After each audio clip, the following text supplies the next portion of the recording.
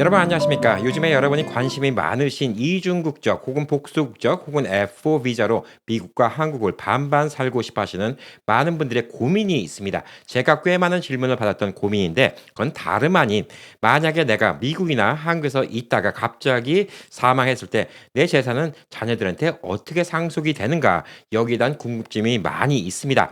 게다가 또 복수 국적자 혹은 또 F4 비자라 하더라도 한국에서 1년에 183일 이상 6개월 이상 사는 사람들은 한국 거주자로 분류가 되기 때문에 이런 경우에 양쪽에 다 세금을 내야 된다는데 이런 문제 때문에 또 고민하는 경우도 있습니다. 그래서 오늘은 이 점에 대해서 이야기를 해드릴 건데 늘 말씀드리지만 미국은 50개 주입니다. 주마다 세법이 다 다릅니다. 그래서 제가 말한 게 100% 맞다가 아니라 여러분은 결론적으로는 CPA 변호사와 상의를 해 보셔야 되는데 그래도 적어도 여러분이 어떻게 돌아간지는 알고 계셔야지 낭패를 안 볼 수가 있습니다. 우선 극단적인 얘기부터 한번 해 보도록 하겠습니다. 아는 분이 실제로 제가 아는 분입니다. 예전에 한국에 80년대 2억을 주고 산 아파트가 있었는데 미국 와서 계속 잊고 살았더니 전세를 주고 잊고 살았더니 그 아파트가 20억이 됐습니다. 자그마치 18억이 더 늘었죠. 자, 18억이 더 늘어서 그 아파트를 팔아서 갖고 와도 미국에서 꽤 큰 돈이 될 것이다. 이런 생각이 들어서 팔려고 했더니 18억의 이득이 생겼잖아요. 거기에 대한 세금이 만만치 않았습니다. 자, 그래서 한국에서 실질적으로 거주하고 있는 집이 아닌 이상 세금이 더 나가기 때문에 할 수 없이 그분의 부인께서 한국에 나오셔서 F4 비자로 그 집에서 1년을 사셔갖고 그나마 세금을 조금 줄였다고 합니다. 그래도 한 40% 가까이 세금을 냈다고 합니다. 자, 근데 그다음에 거기서 다 끝난 게 아닙니다. 미국으로 그 돈을 가지고 오니까 또 돈을 벌었다고 해서 또 미국에서 세금을 내게 됐습니다. 결론적으로 매덕밖에 못 갖고 오게 됐어요. 근데 이런 똑같은 케이스라 하더라도 사실상 방법을 조금씩만 달리하면 여러분이 훨씬 더 많은 돈을 미국에 갖고 올 수 있거든요. 이게 불법도 아니고요. 네, 탈세도 아닙니다. 방법론 전의 차이라고 좀 보시면 될 듯합니다. 그래서 여러분이 오늘 여러 가지 좀 아이디어를 가지시라고 어떻게 하면 이제 미국과 한국에 있는 자산, 그다음에 자녀들한테 이를 물려줄 때 어떻게 하면 현명하게 물려줄 수 있는가 이런 같은 걸 좀 이야기를 해 보도록 하겠습니다. 자, 한국은 상속세, 유산세, 상속세 이게 되게 센 나라로 유명합니다. 뭐 적게는 한 10%부터 한 50%까지 이렇게 상속세가 많이 나온다고 합니다. 그러니까 뭐 예를 들어서 한 1억 정도 미치면 한 10%인데 5억 뭐 10억, 20억, 30억 그래서 30억 정도 이상이 된다. 그러면 50%까지. 그러니까 여러분이 30억을 자녀들한테 물려주면 15억을 세금을 내야 되는 이런 일까지 있다고 합니다. 그래서 한국의 상속세가 꽤 비싸다고 좀 볼 수가 있습니다. 자, 그렇지만 직계 비속인 경우에는 5억까지 면제를 해줍니다. 그러니까 5억 밑에까지는 세금이 없습니다. 그러니까 직계 비속이라는 뭐 본인의 부모님이나 혹은 이제 본인의 자녀들 이렇게 직계 비속들은 5억까지 면제가 된다고 합니다. 지금까지 뭐 알려진 거는 뭐 1억 이하는 한 10% 정도, 30억 이상은 한 50% 정도를 이렇게 알려졌습니다. 자, 만약에 부모님이 한국에 와서 아파트를 하나 샀어요. 아파트를 하나 샀는데 뭐 4억짜리 샀습니다. 그건 큰 문제가 안 돼요. 그렇지만 이 아파트가 또 가격이 많이 올랐으면 또 이 세금 문제가 또 달라질 수가 있습니다. 자, 5억까지 면제기 때문에 별 큰 문제가 아닙니다. 만약에 더 비싼 아파트 또 땅도 있고 여러 가지 재산이 있다. 그러면 자녀분이 한국에 나오셔도 되고 혹은 법정 대리인, 변호사 같은 경우를 선임해서 대신 일을 보게 할 수도 있지만 우선 상속 등기를 자녀 앞으로 이전하는 게 중요합니다. 이전을 하려면 어떻게 해야 되죠? 세금을 내야 됩니다. 세금을 낸 뒤에 그걸 팔던가 말던가 현금화를 할 수가 있습니다. 자, 그 얘기인즉슨 뭐냐? 예를 들어서 간단하게 설명드릴게요. 30억까지는 50%라 했죠. 한국에 여러분의 아파트가 30억짜리가 있어요. 그런데 갑자기 돌아가셨어. 그럼 미국에 있는 자녀가 한국에 나오시던가 아니면 안 나온다 하더라도 변호사를 통해서 대리인을 통해서 일을 갖다가 이제 좀 진행을 시켰을 때 우선 15억을 내야 된다는 겁니다. 상속세를 내고 봐야 돼요. 상속세를 내야지 그 집에 이제 등기를 갖다가 바꿀 수가 있습니다. 그런 다음에 그 집을 팔 수가 있어요. 그러니까 15억 돈이 자녀가 있으면 좋은데 없으면 좀 난감할 수밖에 없겠죠. 자, 이런 게 좀 문제가 되고 있습니다. 자, 그래서 여차 해갖고 자녀가 15억 상속세를 내고 나머지 15억을 받았습니다. 요즘 환율로는 얼마일까요? 뭐 한 100만 불 조금 더 넘겠죠. 이런 경우에 미국에다가 또 세금을 내야 되나요? 이거는 아닙니다. 한국에서 받은 재산이 10만 불 이상이면 IRS에다 신고는 해야 됩니다. 폼 3520으로 신고를 해야 되긴 하지만 연방 상속세는 1,300만 달러 조금 안 되게 1,292만 달러까지 공제가 됩니다. 연방 상속세예요. 이것도 잘 알아두셔야 되는 게 연방에서 세금을 안 물린다는 겁니다. 이게 또 지역마다 달라요. 주마다 다릅니다. 뉴욕주 같은 경우에는 한 600만 불까지 또 상속세가 없고 또 다른 주는 또 100만 불까지 상속세가 없고 근데 또 상속세 하는 방법도 다릅니다. 주마다. 이게 뭐 미국의 50개 주를 다 설명 못 드리니까 그래서 여러분의 뭐 재산 내역을 잘 알고 있는 CPA가 필요하다 이렇게 말씀드리는 겁니다. 미국에서는 이 상속세 개념도 한국하고 좀 다릅니다. 상속세가 있고요. 그 다음에 상속인이 나는 상속세가 또 다른 게 있습니다. 그러니까 이게 좀 헷갈릴 수가 있으니까 이 상속을 해주는 사람이 내는 세금, 그러니까 돈을 주는 부모님이 내는 세금을 갖다가 estate tax라고 합니다. 이걸 유산세라고 얘기를 하겠습니다. 본인의 유산을 넘겨줄 때 이거는 유산을 넘겨주는 사람이 내는 텍스가 있고 이렇게 텍스를 차지하는 곳이 있고요. 그다음에 유산을 받는 사람, 받는 자녀, 이 자녀가 상속세를 내야 되는 주가 있습니다. inheritance tax라고 얘기를 하고 있는데 이렇게 두 가지가 다릅니다. 주마다도 달라요. 그러니까 이게 되게 복잡하다 이렇게 볼 수가 있습니다. 뉴욕 같은 경우는 6.58 밀리언, 그러니까 658만 달러의 주 에스테이트 텍스가 있고요. 그다음에 뉴저지 같은 경우는 바로 옆이지만 상속인이 내는 상속세가 있습니다. 그러니까 이게 또 다릅니다. 제가 오늘 말씀드린 게 모든 사람한테 다 적용될 수 있는 이런 내용이 아닙니다. 이런 식으로 돌아간다는 것만 아시면 돼요. 자, 그래서 여러분이 뭐 어마어마하게 뭐 몇천만 불 대 부자다 뭐 이거 아닌 이상은 솔직히 이제 자녀가 뭐 미국에 돈을 갖고 온다고 해서 뭐 상속세를 낸다. 뭐 미국에다 세금을 또 낸다. 이 걱정은 안 하셔도 돼요. 자, 이 걱정은 안 해도 되지만 한국의 상속세가 꽤 비쌉니다. 그래서 오늘은 그걸 현명하게 하는 방법에 대해서 좀 이야기를 해보도록 하겠습니다. 자, 그리고 이제 한국에서 상속세를 내고 등기 이전을 하고 그걸 팔고 이 기록만 다 있으면 미국에다가 돈을 붙이는 건 전혀 문제가 안 됩니다. 10만 불 이상 시에만 IRS에다가 보고를 하면 되고요. 그거 말고도 이제 한국에서 돈을 바꿨을 때 상속을 했을 때 뭐 자녀가 한국 와서 한국 은행 어카운트를 만들어 놓겠죠. 그 돈을 뭐 캐시 들고 있을 수는 없으니까. 그런 경우에는 한국은행에 10,000불 이상 돈이 있을 경우에는 FBAR에다가 신고를 해야 됩니다. 핀센 폼 114라는 폼을 갖다가 더 신고를 해야 되는데 이것도 그냥 CPA한테 부탁하시면 신고가 됩니다. 세금을 따로 내는 건 아니에요. 그냥 신고를 해야 되는 의무가 있다. 이렇게 볼 수가 있습니다. 자, 그럼 이제 고민입니다. 내가 이제 한국에서 10억짜리 아파트를 샀어. 근데 갑자기 죽었어. 그러면 자녀가 이 돈을 받아가면 이게 꽤 많은 돈을 뜯길 수가 있는 거거든요. 뭐 2-3억을 뜯길 수가 있는 거예요. 그리고 또 그 세금을 바로 내야 되는데 자녀가 그 세금을 못 낸다. 그럼 이제 또 공중에 붕 떠버릴 수도 있는 겁니다. 여러 가지 고민이 많이 되겠죠. 그래서 제가 이제 한국에서 말씀드리는 거는 서울은 10억 미만짜리 집이 뭐 웬만한 게 없어요. 그렇지만 지방 도시는 제가 늘 말씀드리는 게 그냥 한 4억, 5억, 뭐 혹은 3억, 예. 한 4억 밑에짜리 아파트, 요즘 물가로는 제가 봤을 때 한 4억 밑에짜리 아파트면 쓸만한 아파트 많이 삽니다. 그래서 그런 걸 사놓으시면 별 큰 문제가 없어요. 상속세가 없으니까. 직계 가족인 경우에는 상속세가 없으니까 그냥 변호사 비용이라든가 대리인 비용 이 정도만 들어가면 됩니다. 그래서 한국에서 상속을 갖다가 이제 등기 이전을 갖다가 할 수가 있으니까 별 큰 문제가 되지는 않는다. 이렇게 볼 수가 있습니다. 근데 여러분이 만약에 이 집이 좀 비싸다. 뭐 이런 경우에는 이게 나중에 이제 세금을 다 나가니까 아깝잖아요. 예, 그래서 이런 경우에는 어떻게 하시면 좋냐면요. 한국은 주택연금이라는 게 있습니다. 주택연금이 미국의 리버스 모기지인데 리버스 모기지하고 다른 게 뭐냐면 주택연금은 한국에서 나라에서 컨트롤하는 거고요. 미국의 리버스 모기지는 은행에서 컨트롤하는 겁니다. 리버스 모기지와 주택연금이 얼핏 보면 비슷해요. 집을 담보로 해서 돈을 매달 주는 겁니다. 자, 그러니까 얼핏 보면 비슷한데 큰 차이가 하나 있습니다. 미국의 리버스 모기지는 만약에 집 밸류가 떨어졌다.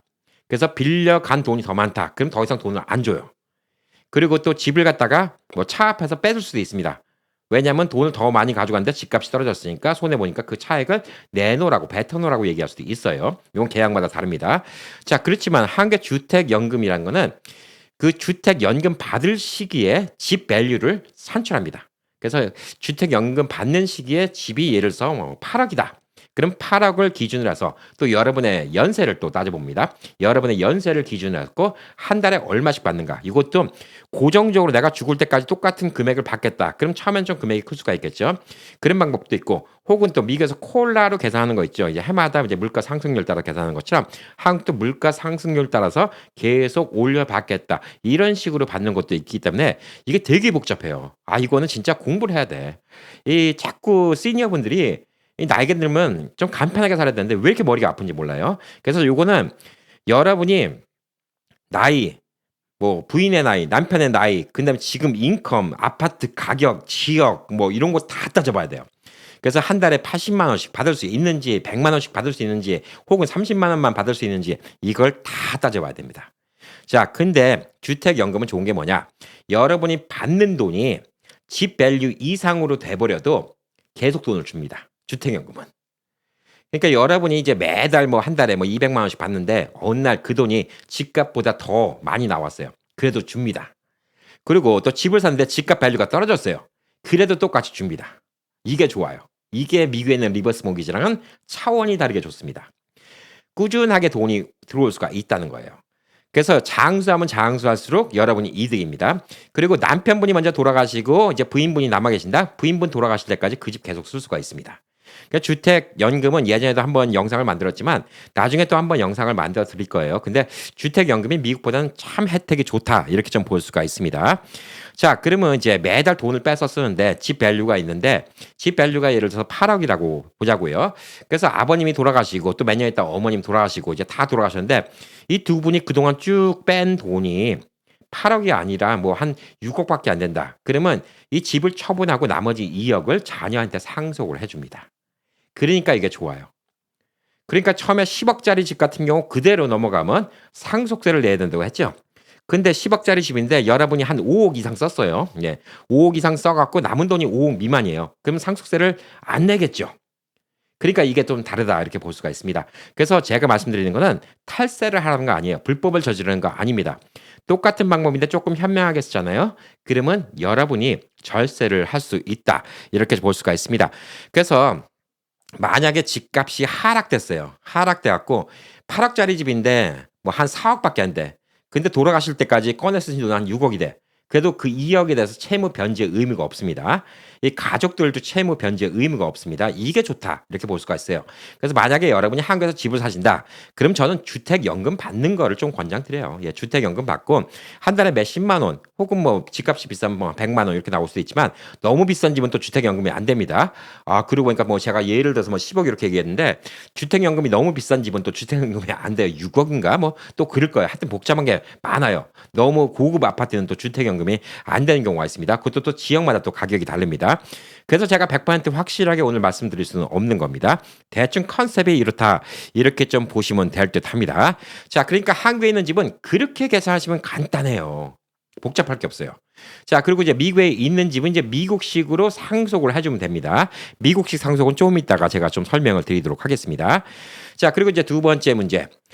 미국 은행에 있는 돈은 자녀들한테 어떻게 갈 수가 있나요?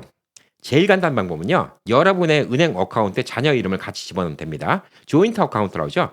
조인트 어카운트를 만들어 놓으면 됩니다. 그럼 여러분이 돌아가셔도 뭐 프로베이트, 예, 유언 검증 같은 거 할 필요도 없고 무슨 뭐 유언장 뒤지고 자시고도 없고요. 그 은행에 있는 돈은 그냥 자녀의 돈입니다. 간단해요. 아주 간단합니다. 자, 근데 요거에 대해서 한 가지 약점이 있습니다. 자, 아빠 엄마가 한국에 있으니까 이제 만약에 만에 하나 아빠 엄마가 갑자기 무슨 생기면 아빠 엄마 은행 어카운트에 있는 돈은 네가 써라. 그리고 큰아들한테 줬어요. 조인트 어카운트를 시켰습니다. 근데 큰아들이 무슨 사업을 하다 말아먹었어. 빚을 졌어. 차압이 들어와. 근데 조인트 어카운트에 제가 집어넣은 돈 10만 불이 있어요. 그러면 그 돈은 조인트 어카운트가 뺏깁니다. 그러니까 이게 나쁜 점이 있습니다. 그리고 또 한 가지 문제가 뭐냐? 큰아들한테 맡기고 뭐 이렇게 얘기해갖고 아빠 엄마가 만약에 무슨 일 생기면 이 돈 있는 거 찾아갖고 네 동생들 다 나눠줘 똑같이. 근데 큰아들이 만약 욕심을 냈어. 안 나눠줘. 그러면 형제들끼리 또 싸움이 납니다. 그러니까 이런 문제가 있을 수가 있습니다. 자, 그래서 이런 것들을 갖다가 좀 걱정하시는 분들이 있는데 제일 편한 거는 뭐 자녀를 믿을 수 있으면 조인트 어카운트가 제일 편해요. 요건 뭐 간편합니다. 유언 상속도 필요 없고요. 상속세도 없고요. 그냥 조인트 어카운트에 있던 돈은 부모의 돈이자 곧 자녀의 돈입니다. 그러니까 부모가 돌아가시고 나면 바로 자녀가 쓸 수 있는 돈이에요. 그러니까 자녀가 믿을만 하다. 자녀가 사고 치지 않겠다. 아빠 몰래 은행 어카운트에서 돈을 빼가지는 않겠구나. 어디 가서 빚자 갖고 차압당하지는 않겠구나. 그러면 조인트 어카운트를 해놓는 것도 괜찮고요. 이게 좀 불안하다. 예, 그럼 뭐가 있냐면 payable on death라는 이런 POD 계좌라는 게 있습니다. 요거는 여러분이 은행 가서 물어보시면 돼요. POD 계좌가 있는데 POD 계좌를 하면 여러분의 은행 어카운트는 여러분 겁니다. 그렇지만 여러분이 돌아가시자마자 그 은행 어카운트에 있는 돈은 자녀 어카운트로 옮겨가는 이걸 갖다가 POD 계좌라고 이렇게 얘기를 하고 있습니다. 그러니까 POD 계좌를 열어도 되고요. 조인트 어카운트를 열어도 됩니다. 조인트 어카운트 뭐 거의 모든 조인트 어카운트는 부모님이 돌아가시면 자녀가 그냥 자동적으로 여기 있는 돈을 갖다가 그냥 권리를 가질 수 있는 뭐 이런 조인트 어카운트가 뭐 거의이지만 그래도 make sure 확인해 보기 위해서 꼭 뭘 확인해야 되냐? 생존자가 이제 계좌를 소유할 수 있는 권한이 있냐? survivorship owner, survivorship 생존자죠. survivorship owner 기능이 있는지 확인을 해보시는 게 은행에 이걸 확인해 보시는 거. 그러니까 은행에서 조인트 어카운트를 만들 때 만약에 내가 갑자기 무슨 일이 생겨서 죽으면 이 돈의 모든 권리는 우리 아들 혹은 우리 딸한테 가는 겁니까? 이걸 물어보시는 게 제일 간단해요. 그러면 돈 주는 거, 은행에 있는 돈, 이거 물려주는 거는 아주 간단합니다. 자, 그러니까 이건 뭐 걱정이 없죠. 자, 그 다음에 이제 문제가 뭐냐면 이제 집입니다. 집인데 집 같은 경우 이제 리빙 트러스트 이런 거를 이제 생각해 보시는 분들이 많은데 리빙 트러스트가 뭐 한두 번 들어가는 것도 아니고 그냥 고라프입니다. 적어도 몇천 불에서부터 뭐 일이 많으면 돈만 불도 들어갈 수 있는 것인데 리빙 트러스트를 이제 해야 된다라고 얘기하는 것 중에 우선 기본적으로 왜 그러냐? 한국은 유언장이 법적 효력이 있습니다. 미국은 유언장이 법적 효력은 없어요. 증거 제출은 됩니다. 그래서 한국에서는 변호사를 통해서 유언장을 만들죠. 드라마 보면 변호사 김 변호사 불러와라. 그러면 이 김 변호사 딱 와갖고 뭐 애들 모르게 다 이렇게 하고 유언장 딱 작성해놓고 그다음에 딱 숨겨놓은 다음에 부모님 딱 돌아가시면 이제 회장님이 돌아가셨습니다. 그럼 자녀들 딱 나오면 007 가방 딱 열고 유언장을 읽어주죠. 그러면 뭐 둘째 딸이 왜 아빠는 나한테 이거밖에 안 줬어? 뭐 이런 드라마 갑자기 막장 드라마가 생각났습니다. 뭐 이런 것들이 있는데 한국은 유언장 거기 적혀 있는 게 변호사가 공증을 한 유언장이 법적 효력이 있습니다. 근데 미국은 유언장을 will이라고 하죠. WILL will이라고 하는데 이게 법적 효력이 없어요. 자, 무슨 얘기냐면 제가 재산이 미국에 집도 있고 상가도 있고 뭐 그래요. 자, 그러면 이 재산에 대해서 변호사를 불러다가 will을 적습니다. 내가 죽고 나면 우선 재산을 갖다가 와이프한테 주고 내 와이프도 죽고 나면 그다음에 뭐 큰아들 30%, 뭐 둘째 30%, 그다음에 뭐 막내 30%, 뭐 10%는 뭐 우리 집 강아지 뭐 이런 식으로 정해 놓을 수가 있어요. 그 will을 정해 놓을 수가 있지만 그게 그대로 집행이 안 돼요. 왜 집행이 안 되냐? 미국은 갑자기 사람이 죽잖아요. 그럼 probate, 그러니까 유언을 검증하는 시간이 필요합니다. 프로베이트이 왜 필요하냐? 재산을 얼마큼 나눠준다고 했지만 그 얘기가 진짜 맞는지 안 맞는지를 확인해 봐야 돼요. 그리고 재산이라는 게 다 페이오프가 된 부동산이 있다. 그러면 재산은 간단해요. 그렇지만 집이 있는데 아직 모기지가 남았어요. 그러면 은행도 그 재산에 대해서 권리가 있잖아요. 그리고 또 상가 건물이 있는데 상가에 또 모기지가 남았습니다. 그것도 은행이 권리가 있잖아요. 그리고 또 상가는 또 렌트를 주고 있어요. 그럼 매달 또 렌트비를 받아야 돼요. 그러면 그건 또 누가 받냐? 이게 여러 가지가 복잡하죠. 그래서 리빙 트러스트라는 걸 만듭니다. 그러니까 리빙 트러스트는 재산이 많은 분들이 만들면 돼요. 그래서 이런 재산들이 복잡하니까 리빙 트러스트는 어떻게 하냐? 트러스트라는 신탁이 따로 그 모든 권한을 갖고 있는 거예요. 그러니까 돌아가셔도 신탁이 갖고 있고 그 신탁이 나눠주는 이런 분배 방식으로 되기 때문에 이게 훨씬 더 간단해집니다. 왜냐하면 유언장만 남겨놓는다. 그러면 그 유언장 얘기대로 뭐 큰아들 30%, 둘째 아들 30%, 뭐 셋째 딸 30%, 10%는 우리 집 강아지. 얘 이렇게 했다고 치자고요. 자, 그러면 우선 그 유언장이 진실인지 아닌지 제대로 된 건지 아닌지 이걸 또 확인해야죠. 만약에 자녀들이 요거 가짜야. 아빠가 나한테 30%만 줄 리가 없어. 내가 옛날에 아빠 집 샀을 때 돈을 얼마 버텼는데 아빠가 나한테 50%는 줘야지. 둘째가 만약에 그런 권리 주장을 한다. 그럼 이제 법적 소송이 되는 거예요. 그 법적 소송이 됐을 때 그 유언장의 진실, 진짜 이 유언을 아버지가 만들었는지 이런 같은 거를 뭐 확인하고 하여튼 진흙탕 싸움이 되는 거죠. 이렇게 돼 버리니까 짧게는 몇 달, 뭐 분쟁이 없어도 몇 달, 길면 몇 년이 걸릴 수도 있는 거예요. 그러니까 요게 첫 번째 문제가 되고 자, 간단하게 얘기해 볼게요. 자녀가 한 명이라고 합시다. 근데 이 건물을 갖고 있어요.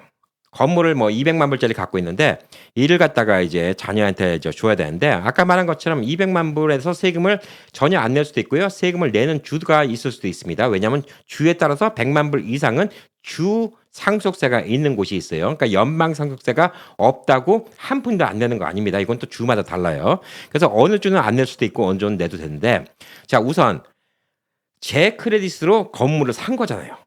제가 크레딧 좋아. 근데 우리 아들은 사업을 하다 말아먹었고 뱅크럽시 하고 크레딧이 나빠. 그럼 은행 입장에서 이 아들이 돈 잘 내던 아버지가 돌아가셨는데 아들이 이 모기지를 계속 낼 수 있을까 없을까? 걱정이 될 수 있겠죠. 자, 그렇기 때문에 또한 계약은 아버지랑 한 거지 아들이랑 한 거 아니잖아요. 그러니까 이때는 어떻게 되냐? 첫 번째, 은행에서 이 아들이 부모님이 돌아가시고 나서 모기지만 계속 내잖아요.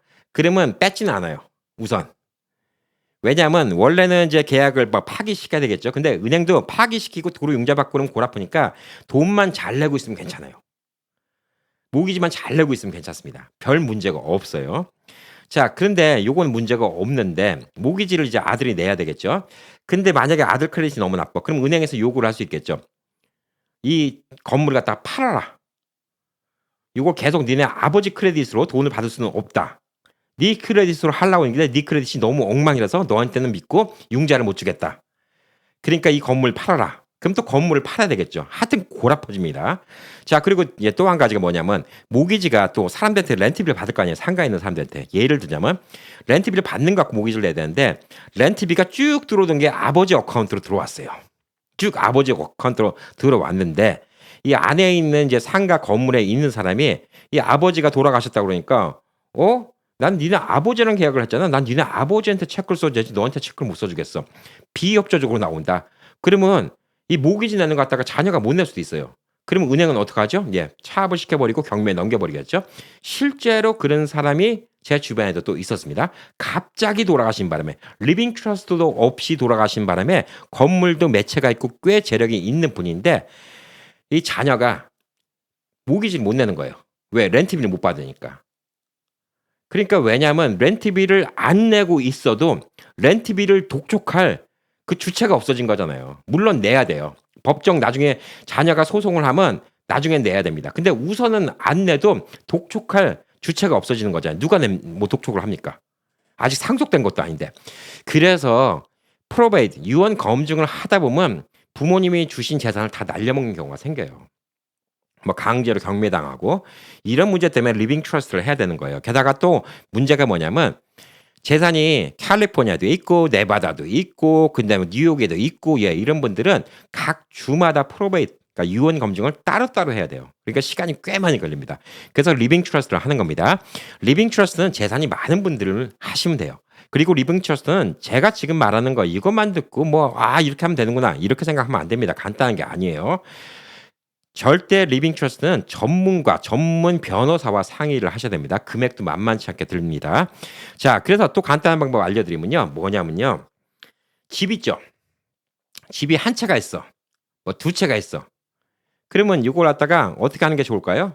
그냥 자녀 이름 앞으로 바꿔주세요. 그게 제일 편합니다. 예. 그러면 제가 무슨 일이 생겨도 그냥 뭐 자녀가 그냥 이어서 해가면 되는 거예요. 별 문제 없습니다. 예, 그러니까 자녀 크레딧만 좋으면 뭐 모기지만 다시 뭐 받는다가 아니면 자녀가 리파이낸스 해갖고 그 집을 받으면 되는 거니까 집을 자녀 이름으로 미리 해놓으면 골 아플 게 없어요. 그러니까 많은 분들이 걱정을 하시는데 생각보다 제가 봤을 때는 그분들 무시하는 게 아니라 이런 리빙 트러스트까지 고민할 만큼의 재산이 아닌데 고민하시는 분들이 있어요. 자, 뭐 한국에서 한 5억 밑에짜리 아파트를 산다. 한국에 집 어떡하지? 고민할 거 없어요. 주택 연금 받으세요. 그리고 쓸 만큼 쓰시다가 나머지 돈 자녀한테 주시면 됩니다. 별 걱정할 거 없습니다. 미국의 은행에 있는 돈 나중에 나 갑자기 죽으면 어떡하지? 조인트 어카운트 만드세요. 서바이버십 오너십이 있는 조인트 어카운트 만드시고요. 그다음에 POD 계좌를 만드는 것도 좋습니다. Payable on Death라고 돌아가셨을 때 돈을 주는 이런 계좌를 만드는 것도 좋다. 이렇게 볼 수가 있습니다. 자, 그리고 이제 집 한두 채 있다. 그러면 그냥 그거는 자녀 이름으로 해주시면 좋다. 이렇게 볼 수가 있습니다. 그래서 보편적으로 제일 좋은 거는 그냥 자녀들이 이제 좀 성장했잖아요. 그러면 자녀들한테 그냥 집 다운페이를 해주고 그 자녀들이 이제 페이먼트를 어차피 자기네들 뭐 아파트 사러도 페이먼트 나가는 거니까 이런 거 할 수 있게 미리미리 준비해 주시면 좋지 않을까 저는 그렇게 생각을 하고 있습니다.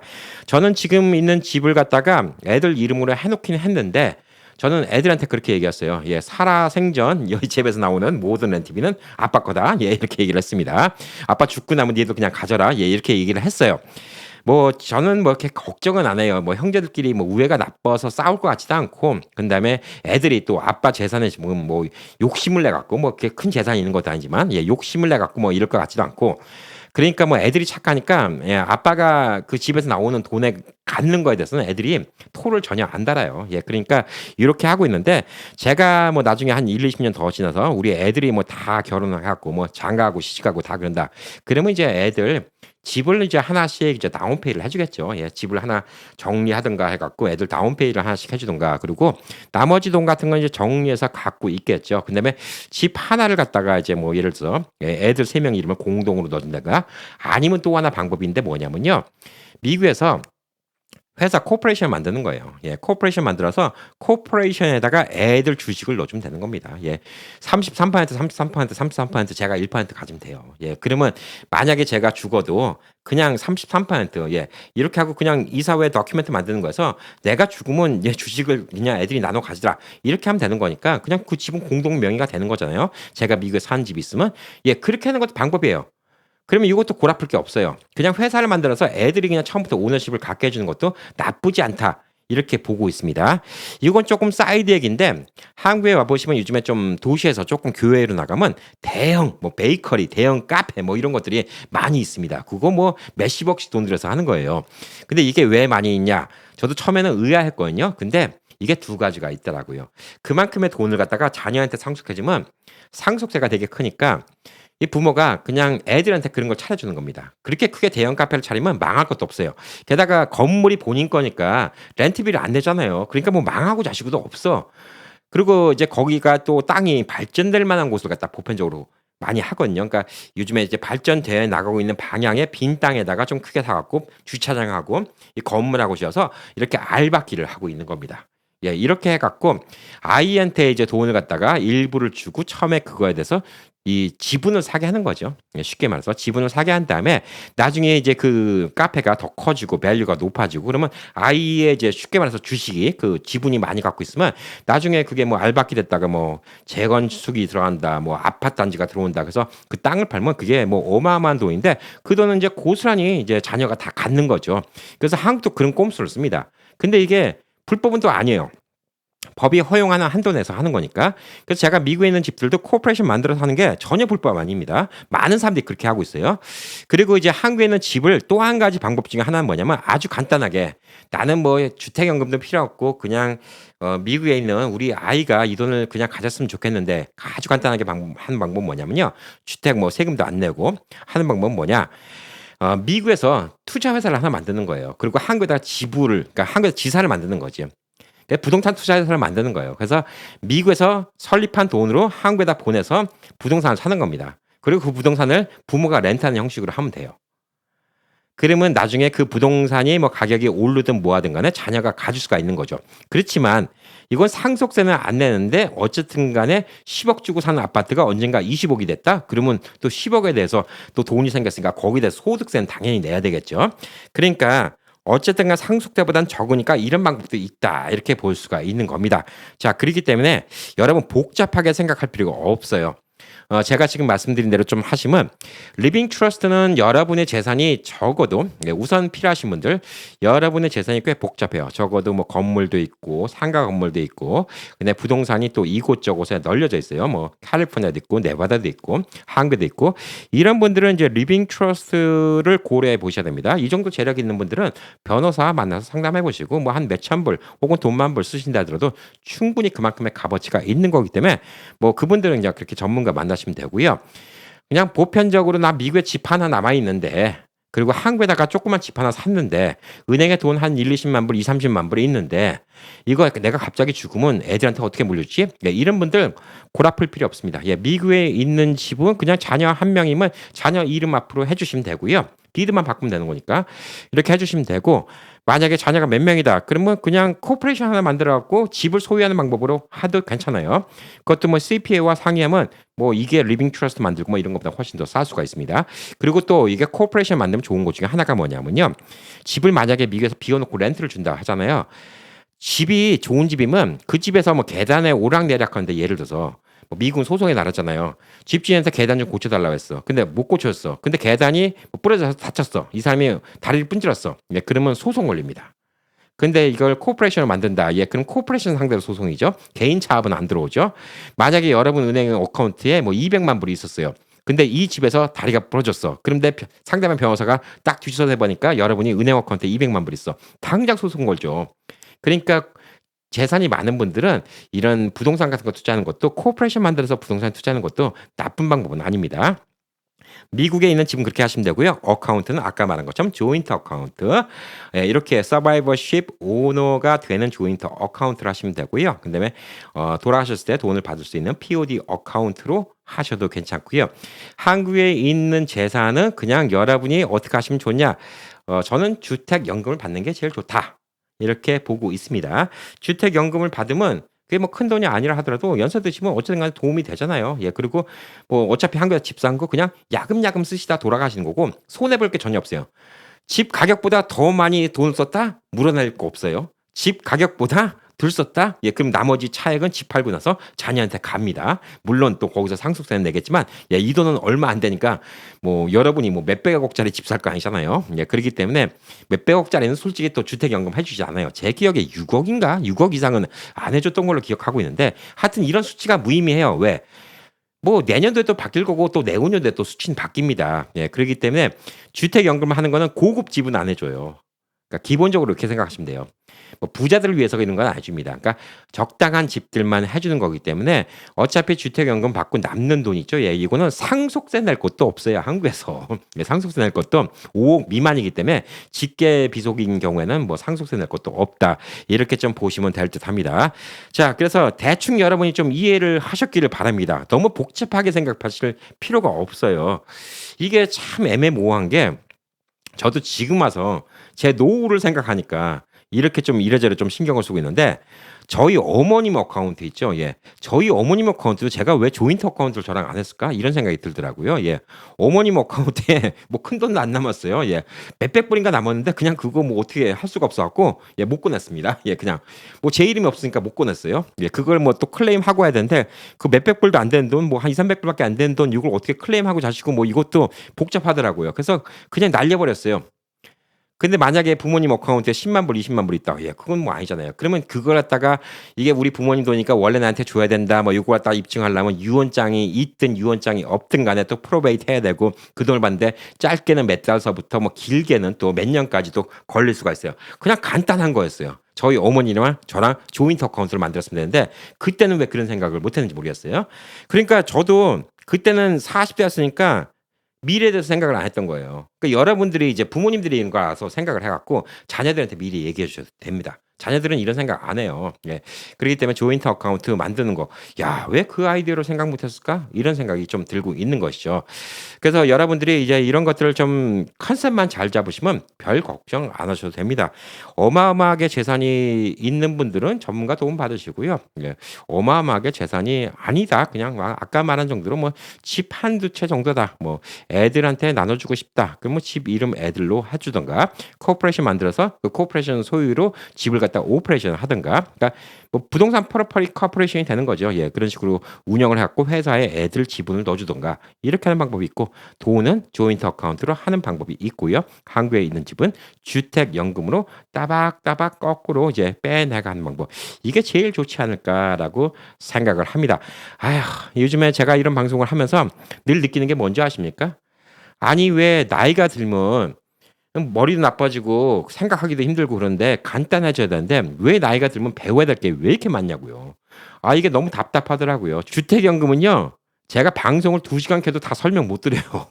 경우의 수가 워낙 많아서. 그러니까 주택연금은 나중에 이제 한국에서 신청하시면 그분들이 차근차근 설명하면서 도와주실 거예요. 최상의 결과를 낼 수 있게 도와줄 거니까 주택연금은 아까 말한 것처럼 기본적으로 몇 가지만 아시면 됩니다.